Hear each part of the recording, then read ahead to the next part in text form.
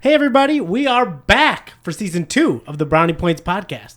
You didn't think we'd get here. So we're going to hop right into it as we usually do. We don't like to waste too much of your time. Our segments today are going to start off with Browns offseason additions. Segment 2 is going to be our Browns predictions, so for the team as a whole. And then segment 3 are going to be our NFL predictions, so we'll talk about who we think the surprise team is going to be, who do we think is going to be the team that disappoints, MVP, and all those little details. And then, of course, we're going to have our preview segment where we preview the Browns versus the Cowboys this Sunday. Segment 1, let's talk about the Browns offseason additions. So they bring in Jerry Jeudy. Very significant addition. Not a guy I thought they were actually going to bring. I'm going to be honest. I saw the rumors. I knew there was something they were talking about, but they actually did it. I'm a little surprised. What are your expectations for Jerry Jeudy this coming season? Do you think he finally fulfills his potential? Do you think he hovers around what he was doing with the Broncos, which is around 700, 800 yards per season? What are you expecting from this guy? Yeah, so actually I was very confused by the move, and quite frankly, I still don't really understand it. It feels like a move you make when you have Josh Allen trying to get over the Chiefs, when you're the Ravens with Lamar trying to get over the Chiefs. Everybody's trying to get over the Chiefs, right? Everybody's right, but if you're in NFC, maybe you're trying to get over the Niners with the Lions, you know, that kind of move.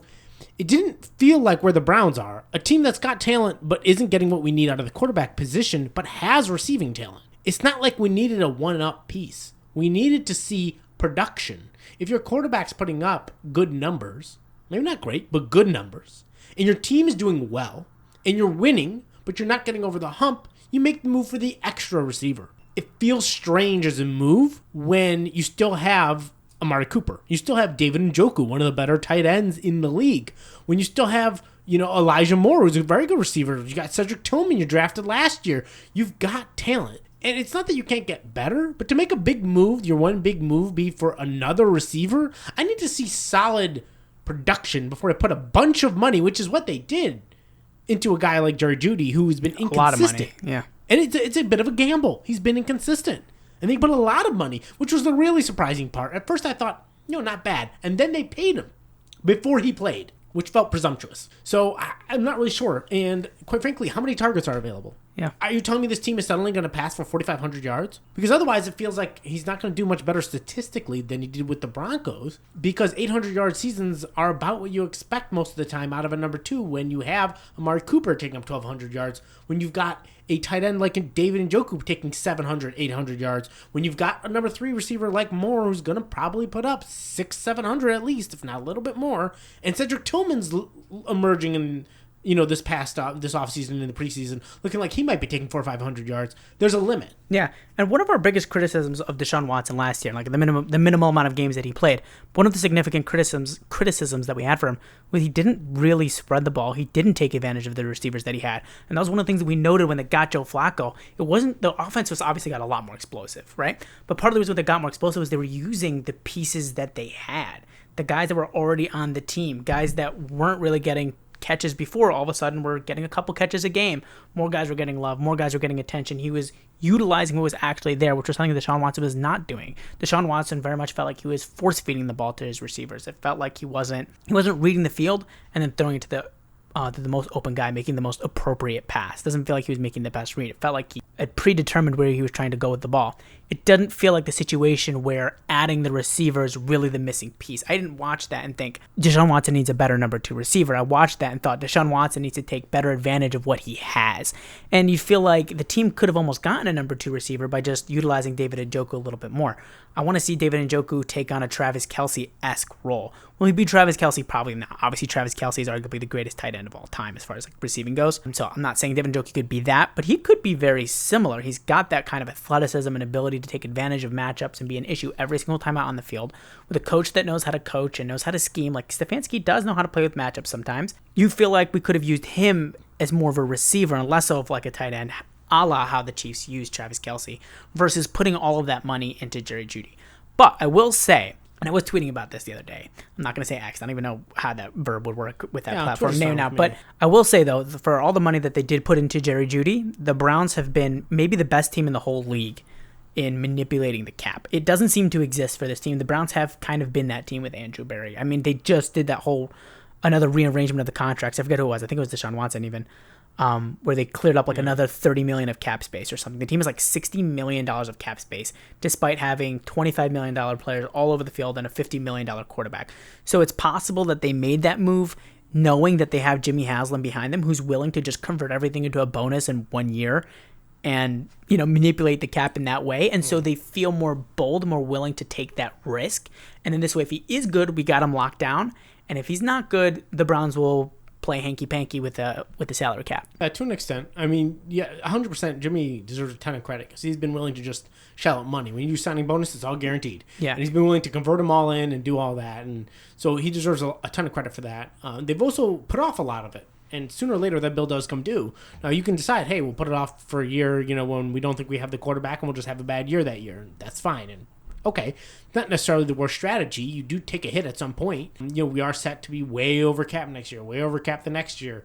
How much can be converted? It's a little hard to tell. It depends how much Jimmy's willing to put up with and how much, they'll play with the figures when they get there. They always seem to find room, so it seems it's okay. But if you're going to make all the room, I just feel like there's better places on the roster than receiver where you could have made that move potentially. There are other guys you could have gotten in free agency, perhaps. A defensive tackle. You could have gotten out, maybe gotten a really good linebacker, a phenomenal pass rusher. I'm not saying we have a bad pass rush, but if you get the opportunity to get someone special, maybe to make the trade for Reddick instead. Since Reddick clearly wanted more money, right? Obviously, because he's only on the Jets. That's the whole situation. But we could have used that money instead of Judy on Reddick. And then, hey, we get a big pass rush. I just feel like that would have had a bigger impact. Yeah. I don't hate the Jerry Jeudy move. Yeah. I think it has the potential to be successful, but overall, I'm not that enthralled by it. I'm very cautious. I'm very all right, let's see what happens. They made the move. I don't think it'll be a disaster. I don't foresee it being that great of an addition. I think he's going to slot in and have very similar production they had with the Broncos. I think we can expect somewhere between 700 and 850 yards from Jerry Jeudy this year. Hopefully I'm wrong, but we'll see. But I think Jerry Jeudy is unquestionably the number one addition. Certainly the biggest name over this offseason. In your mind, who's the number two addition to the Browns this offseason in terms of impact? I'm still going with Jameis. This is a guy who hasn't been healthy in a long time, Watson. He has not actually been healthy for a full season since he's 20. In the last 3 years combined, he's played a total of 12 games. Right. And so as such... So the backup quarterback is arguably more important than the starter. The backup's played more games than the starter has when Deshaun Watson is their starter over the last 3 years. Yeah, exactly. And so I have to go with Jameis. And look, I have my opinions. I was a big fan of Sam Howell. I thought a trade for him would have made a lot more sense. He's a guy who's produced his first year, showed a lot of potential. Did have some picks, but it's also a first-year starter with a terrible O-line. It's not unusual for that to happen. He would have cost very little money and would have been a solid backup with starting experience with real potential. As, again, a guy that threw for 4,000 yards, first year starting, he might have had real potential. I would have liked that pick. But they went with Jameis. I understand why they went with Jameis. If they figure they gambled with Deshaun, they don't want to do any more gambling. The thing about Jameis is everybody immediately thinks back to his 30-30 season. You can't not, though. That's every single time I think of Jameis Winston, I think 30-30 season. That's what I think of. Yeah, it's probably what he'll be known for throughout all of history. I mean, it's an incredible stat. It is. It is spectacular. 30-30. Like, it sounds off. Like, we need 30 interceptions. All right, whatever. Go ahead. Keep going. Yeah, but people do forget he also went on to play for the Saints, and he did well. And the way he did was by throwing a lot less overall, right? Less production, but also less interceptions. So I expect more of that with the Browns. Stefanski scheming things up, getting the run game going, and then him throwing on a per season average, like if he were to play for the full season, at a pace of like 22 to 24 touchdowns. Do you think that's what's going to happen, though? Because Joe Flacco played a gunslinger role with the Browns. Do you see them like handing those keys to Jameis, or if it goes to Jameis, do you think they're going to try to rein him in instead? I think because that's a better product. I think they would be reining him in. Yeah. I think Stefanski likes to control things. Joe Flacco was the fourth quarterback. There was no plan involved. Yeah, yeah, exactly. That was, okay, here's a 40-year-old gunslinger, and he's 40 years old, and we're not really going to be able to play this the way we want to, so just bombs away. And hope for the best. See what happens. Yeah. I don't think Kevin Stefanski loves playing with lots of interceptions. So I think they'll rein him in. They'll go more with the Saints model. And I think that would play well. They've got a good defense. They've got a ton of weapons. Way more weapons than that Saints team had, actually. So you could even see that same level of play out to 24, 25 touchdowns just because of the amount of weapons he has. And so for those reasons, I think that he'll play a big role. And I think he'll be a good addition. He's a very funky, fun attitude guy. I think people like him and they like to play for him. Yeah. And so I think he's going to do well. I absolutely do. And I think he's going to have a larger impact than some people would like. Okay, so that pretty much covers our non-draft additions from the offseason. Obviously the other ones, but those are really the ones of significance. Getting into the draft, who is the most significant addition from the draft? Obviously, it's usually pretty impactful, young, cheap talent. Who do you think is going to be the biggest producer? Well, the biggest impact on the taxpayer is Michael Hall Jr. For the Browns, it would appear to me to be Zach Zinter. I really like that pick. He was a guy who had a lot of promise and had a lot of hype behind him before he got injured. He's a tough, well-played guard. It's good for a lot of reasons. Batonio's getting older. Also, you've got contracts coming up. Can't always pay everyone what you want. You always need depth on the O-line. Always. He's a third-round We're already pick. there, right? And the season hasn't started yet. We're already there talking about the depth. Oh, yeah. And he's a third-round pick who's got talent of a probably top second-round or late first-round type guy before he got injured. So he's really tough. He plays well. He fits the culture. He's just the right pick. And quite frankly, with the injuries we had at line, he may come to play a lot sooner than we think.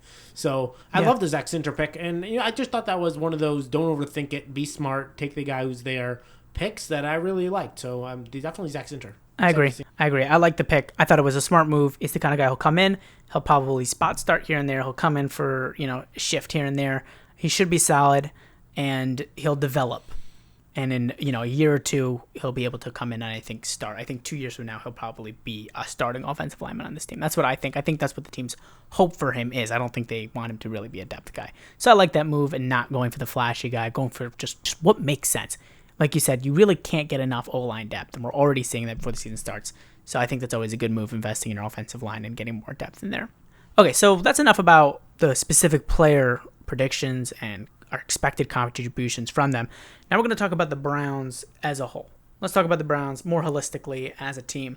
What are you expecting from them this season? Obviously, last year, 11 wins, make the playoffs, got embarrassed. What do you think is going to happen this year? Yeah, so I'm not confident in Deshaun. I've heard a lot of, unfortunately, very bad reports for him coming out of camp, especially in the dual practices. Have been rough. The reports that we've heard, I don't have a great amount of confidence in him. The offensive line has got a lot of injuries right now, especially at left tackle. So you don't feel great about what's going on there. And for a guy who's struggled lately, that doesn't feel good after so many injuries, it's hard to imagine that he'll be able to rely on his athleticism as much to be able to get away with things that he's needed to earlier in his career, because he does have trouble making anticipatory passes. He likes the read and react offense, but that doesn't always work. And, supposedly, that's what they're leaning into this year. Supposedly. Is the read and react offense. I don't know how that's going to work exactly, but supposedly that's their plan. It's supposed to be tailor-made for Deshaun Watson this year. So they say. And it may make a bigger impact, but if you also got a bunch of injuries at left tackle, you might have trouble with the read and react when someone's in your face, right? Yeah. The whole point is when you can anticipate and make the timing throw, you can take advantage of that the aggressiveness on defense and make them look silly. Makes up for a bad O-line too, yeah. And then that helps you, right? And that helps you later, but he seems to struggle with that. So, I just think he's got problems, and I'm not sure that's going to be alleviated with Jerry Jeudy. However, there's also a super talented team. As strange as it is that we only have 2 running backs going into the season before Nick Chubb comes back, they do have some talent. They've got some guys hanging around. They still have a few good offensive linemen. They're not bereft of talent. They've got, receivers to boot. They've got a good defense. Now, I will say caveat, I am a little nervous about the defensive depth, because in the preseason they did not play well. And that makes me worry about the depth of this defense. However, we've seen the starters play. There's no reason to think going into this year that they won't have a good year overall defensively. So you're thinking of a good defense, good run game. They got receivers. As such, I expect that they'll be able to carry the team, the skill players well, for quite a few games. And then I do think he's going to get injured again, and I think Jameis will actually be the captain we need. I do think we're going to take 10 wins and sneak into the playoffs. I think the Browns are also going to win 10 wins. I'm with you on that. The point that I think a lot of people aren't talking about is the defense. The defense for the Browns is a concern. Now, I know what you're thinking. The Browns are obviously dominant on defense last year. What do you mean it's a concern? It's a concern. The defense was dominant at home, but they were I don't want to say that they were a liability, but they were light years apart on the road. I think they were only giving about 13 points a game at home and like 30 or something on the road. They were a completely different team. And in the playoffs, when they went on the road, they got embarrassed. A rookie quarterback, rookie head coach, a rookie offensive coordinator. The Browns got embarrassed. The defense did not show up to play, and they were on the road. I think that potentially is like the underlying, not the underlying, but one of the hidden reasons of what happened there, what unraveled in that game. And a lot of people are talking about, what happened in that game. But it was a trend that had been happening all year. They never played well away on the road. But I'm looking for the team to be more balanced and to be more consistent when they go out on the road and not have these massive drop-offs, because over the course of the season, at the end of the day, it still looks good. Your defensive number still looks good because you're so good at home. It balances out. Your overall numbers are still there. You're still going to be in the top 5, for all those defensive rankings and everything. You're still going to have a lot of wins. You look good. You look great. But if you're on the road in the playoffs, it's going to be a disaster. And that's what ended up happening. So I'm looking to see what this team is going to do on defense on the road. That's what I have my eye on this season. I think that's the key. Not to regular season success, because again, you can get by with being dominant at home and squeaking out a couple on the road from a bad defense. But I'm looking for the defense to improve on the road as the key to them having more success in the playoffs. That's what I'm looking for. I also have that same prediction. I think they're going to win about 10 games. I don't think Deshaun Watson is going to play the full season. I don't think he's going to get suspended again, but I think he's going to be injured for a few games. Expect Jameis to play 3 to 5 games this year. Hopefully, it isn't more than that, but who knows? It might end up being that we want Jameis. We don't know what Deshaun Watson is going to be. Somehow we're 3 years into this Deshaun Watson experiment, and we still don't know what he is. We still don't know, and that's like the weird reality of him. We're like $150 million in 3 years, and we have no idea. He's had games where he played like a Pro Bowl quarterback, a backup quarterback, a scrub, and a guy who should be in the CFL. So we don't know what we're going to get from him this year. If there was any year that he would break out and get back to his 2020 self, it would be this year, where the offense is supposedly tailored toward him. They made another addition to get Jerry Jeudy and bringing him in. He's had the full offseason. This is going to be the year. If he doesn't make it through this season, either because of his play or because of injuries, I think the Browns need to look into finding someone who can take over for Deshaun Watson that final year and just move off of him. I know you have that money already in there. It's a sunk cost fallacy. It hasn't been beneficial rolling with Deshaun Watson so far. I think if this season isn't a success, I would like to see them move off of him in year 5.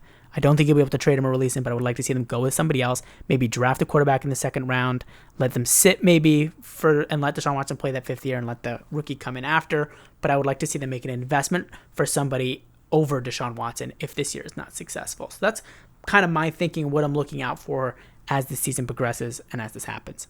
So getting into our NFL broader predictions, what do we think is going to happen this season? What are your thoughts? All right, so first we're going to recap what I did last year because there's going to be some accountability here. We're going to go over it and my laurels. So we picked the most surprising team that, a surprising team that people, don't expect to do well, that did well. It's picked a disappointing team that people are getting hyped, that are not going to be good. Picked MVP, Offensive Rookie of the Year, Defensive Rookie of the Year, and Defensive Player of the Year. I picked the Buccaneers to be the surprise team and do well, win 10 games, go to the playoffs. It's about what happened. It's about what happened, yeah. More or less. Went to the playoffs, won a game. I'm taking victory lap. Yeah, big surprise. He's literally wearing a Baker Mayfield Browns jersey right now. Hey, but I'll take it. but you were right? So, I was right. Okay, maybe props. And Peter King picked him to win 2 games. Not everyone did, but most people were picking him about 5 or so. No, you were right. They were a surprise team. One. I also picked the Chargers to be the disappointing team. Literally spot on. I said they have injuries, there's going to be problems. That's why you're the one who does the betting segment. And that's what it was. Yeah. Now, awards are always more tricky. That's a little more like, what are you going to do? Yeah. Comeback player of the year, I picked Baker. He didn't win. He was top 3, especially including DeMar Hamlin in that situation. He was top 2 between him and Flacco. So, more or less. I also picked MVP. I picked Burrow. That obviously did not work out. Injuries happen, people. Who knows? Yeah.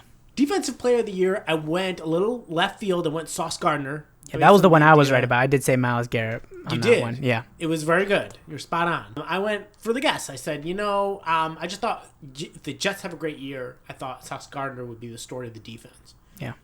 Ultimately, he played well, but guess what? The Jets, Aaron Rodgers got injured. And that's what makes it work tricky, is because it's not just about how good you were. It's about storyline. It's not only about storyline, but storyline is a significant part of it. It always has been, always will be. Yeah. It's reality. Yeah. So what are you thinking this year? Offensive Rookie of the Year. Wait, I got to cover it. Oh, wait, sorry, I missed that. No, you're right. Because this one hurts. Pick Bryce Young. Hand to God. Must admit, when I look stupid. I did pick a sleeper, Jordan Addison, so at least he had a good year, but No, I picked Bryce Young.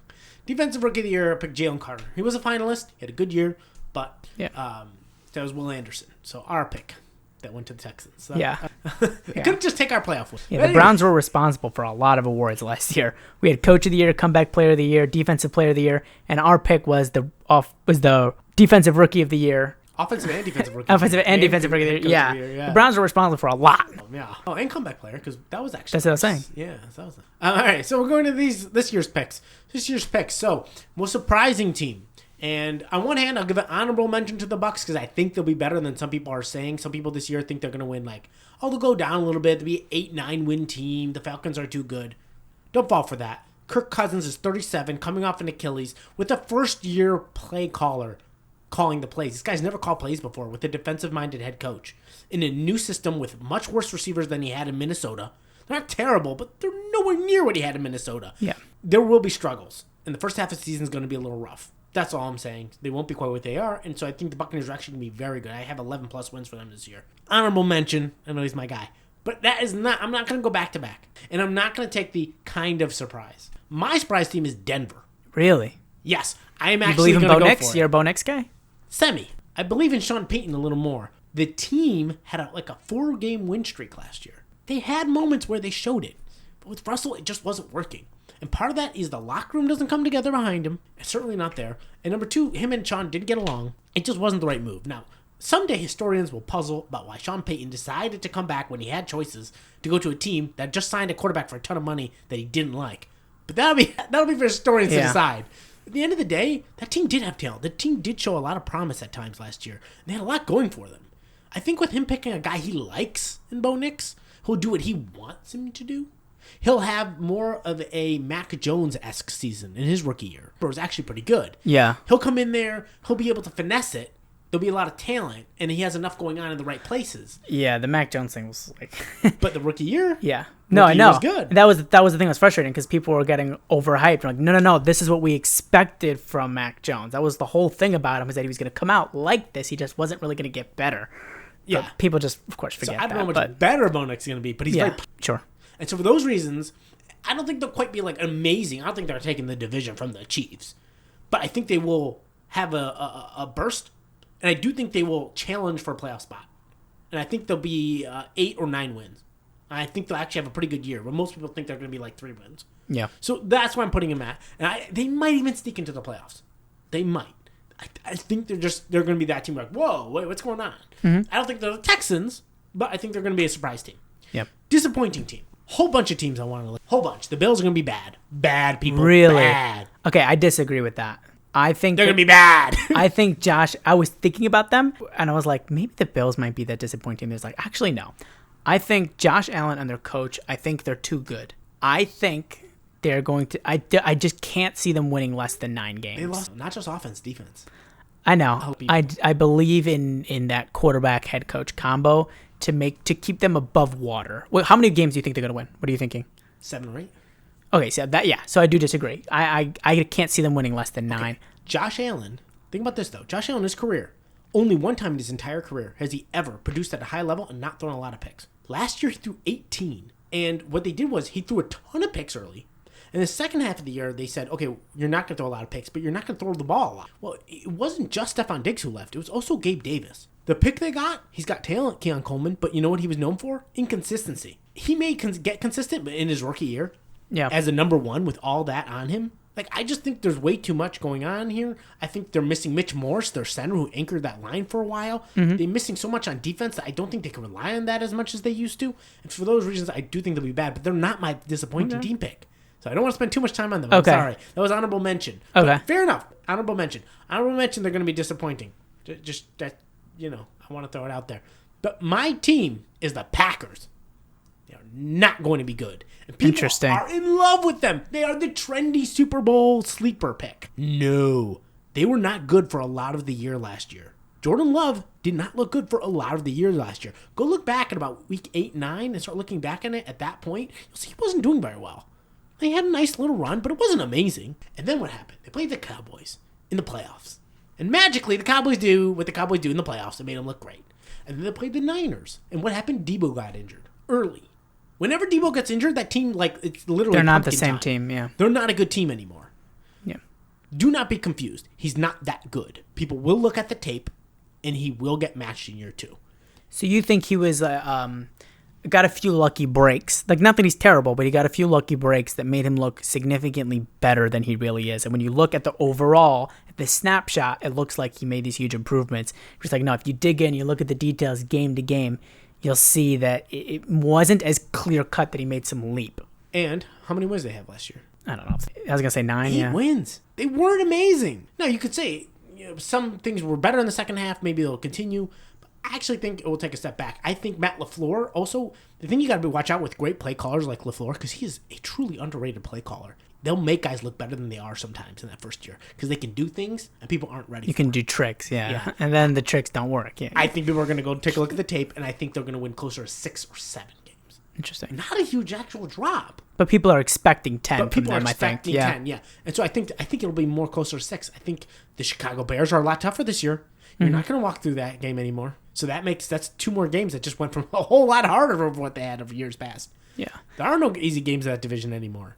Yeah. So you know who my disappointing team is? This is my only comment on the predictions for this year. This is not going to be very popular with a large not our fan base, but a large portion of the NFL.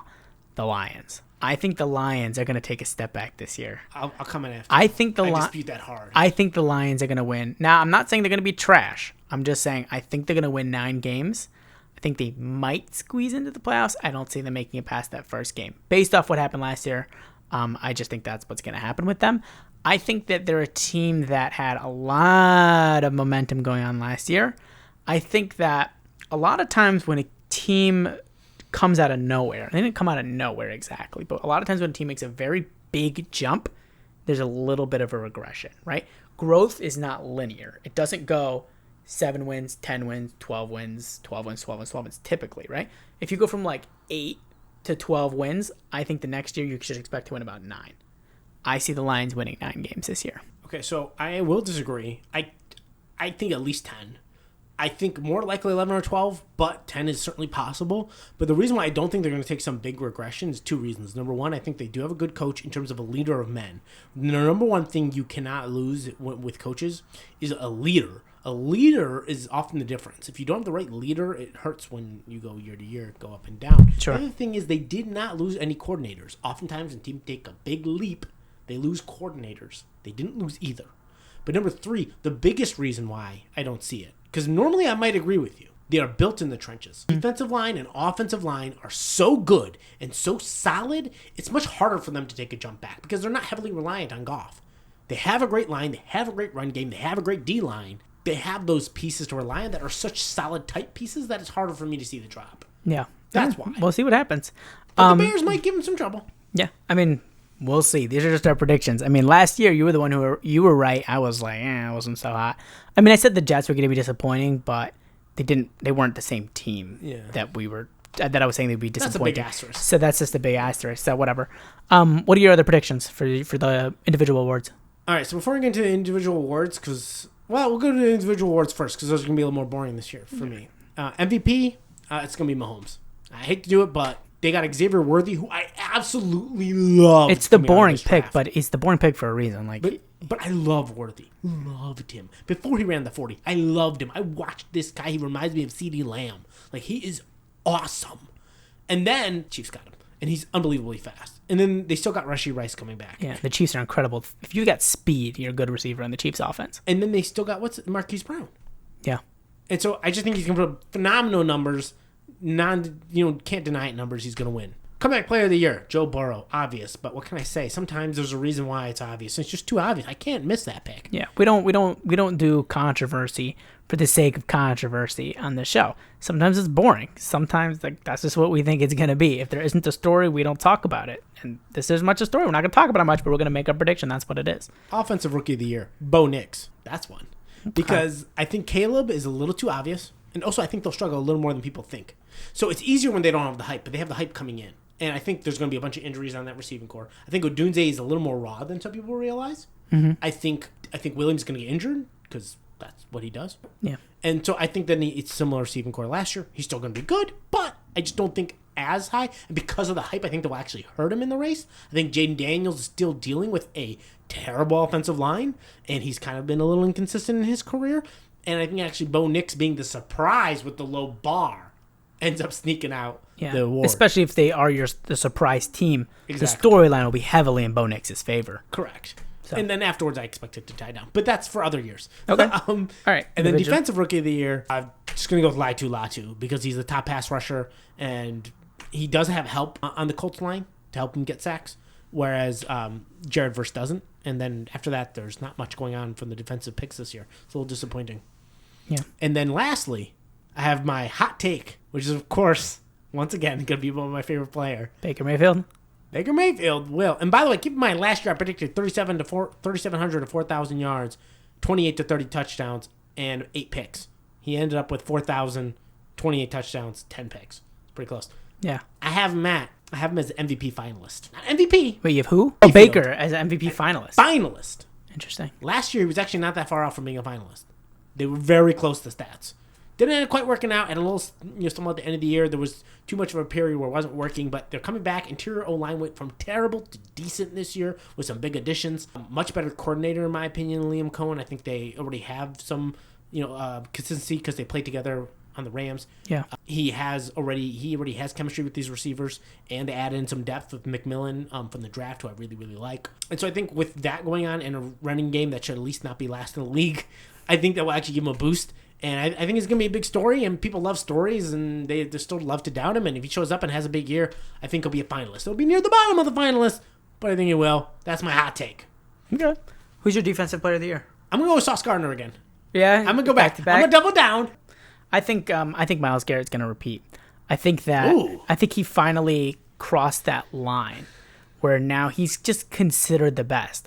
This past season was very indicative of that. He didn't have the best outright numbers. If you just look at the top line stats, right? Just sacks, pressures. He wasn't number one, but he still got Defensive Player of the Year. That's very significant. Often it's the guy who blows you out of the water with their stats or has a great season. The Browns had a good storyline going for them, but Myles Garrett's stats were not the best. But there was this consensus among the smart people of the NFL that Myles Garrett was, I don't know why I did air quotes, I didn't mean that. I meant the air quotes around the smart people, just, you know what I mean? That Myles Garrett was better. If you watch the tape, just watch him play. He's better. And I kind of agree with that, which is why I said he would be Defensive Player of the Year.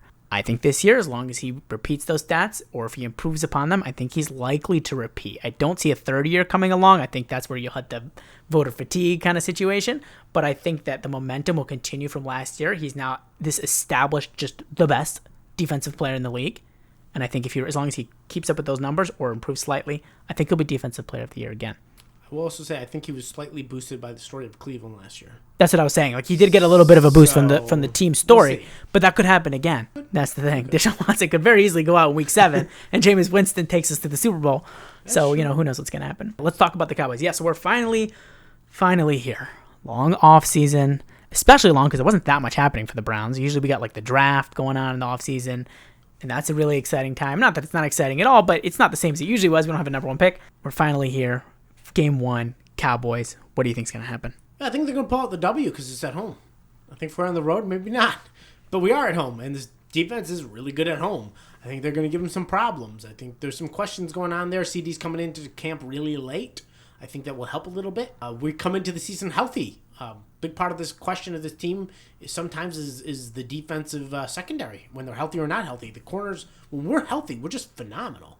And they're coming in healthy, and I have no reason to think this secondary won't be phenomenal and a big problem. I think they're just going to create a lot of issues. The offense, I don't think will be spectacular, but it will be enough because of how well the defense is going to play. Mm-hmm. And I think Stefanski will scheme some stuff up a little bit.